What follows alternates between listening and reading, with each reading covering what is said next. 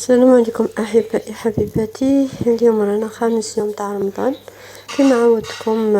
كل آخر سهرة نوريكم شوية طاولة تاعنا المتواضعة فيها حريرة شرب فريك طاجين كفتة بوريك ومعقودة كالعادة علي باكيت والتمر اللي ما يخدش الطاولة بالبن لي ليمونات لي بتي كومبليمون كيما الحلويات والمعسلات للسهرة ولي طاقتولات.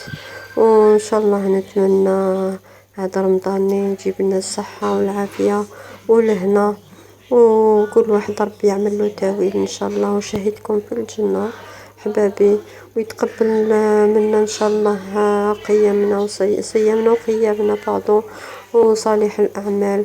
واللي ما عندوش ان شاء الله ربي يرزقه واللي مريض ان شاء الله ربي يشفيه والمحبوس ربي ان شاء الله يطلق سراحه واللي مسافر ان شاء الله ربي يرجع بخير وعلى خير لاهله ونخليكم بصحة وهناء ان شاء الله.